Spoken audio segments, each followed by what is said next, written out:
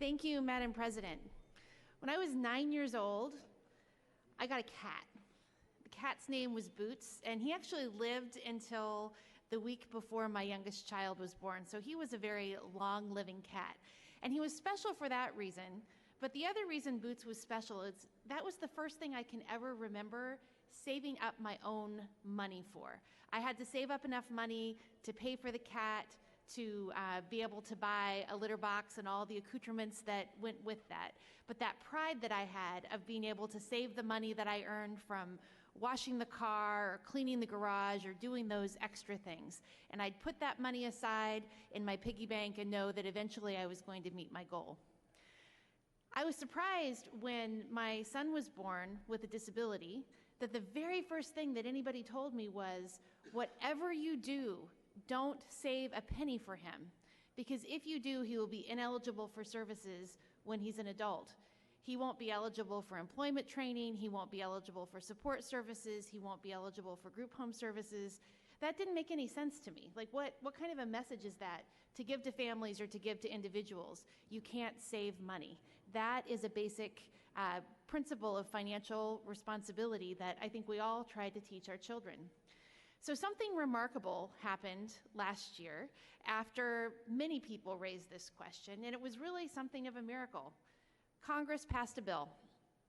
It was a bipartisan bill, and it included this ABLE Act, which would allow states to vote to allow individuals with disabilities and their families to save their own money for their own financial goals without losing access to the support services that they needed to be successful in their communities. This would be set up in a 529 savings type of plan, and the only catch was that to be able to save, each state had to have a bill and take a vote and allow their citizens to do that. And that is what Senate Bill 777, 3 lucky sevens is. It will establish ABLE accounts in Oregon, allowing parents of children with disabilities to save for their kids' futures, and allowing adults with disabilities to establish savings accounts to meet their own goals. I was talking with my friend Karen right before I got up, and she was telling me that with her ABLE account, she will save to pay for medical bills, to be able to meet her needs when her family is no longer there to meet with her. My constituent, Justin Connolly, told me that he will save to be able to make a deposit on a more appropriate housing. He's never been able to live in a safe and adequate, appropriate place, even though he's lived independently since 1998.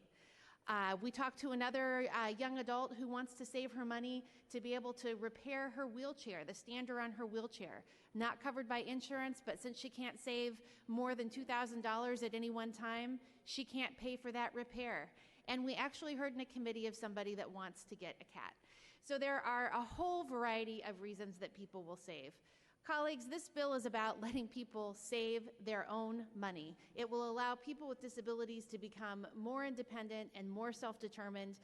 The bill is the result of a lot of work, primarily by self-advocates and parents of kids with disabilities.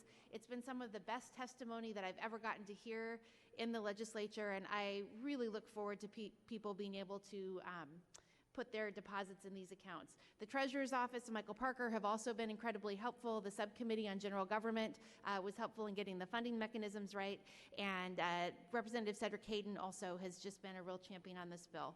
So I urge your aye vote. This is a great vote for independence for people with disabilities. I look forward to seeing people be able to step out of poverty by being able to finally save their own money. Thank you, Madam President.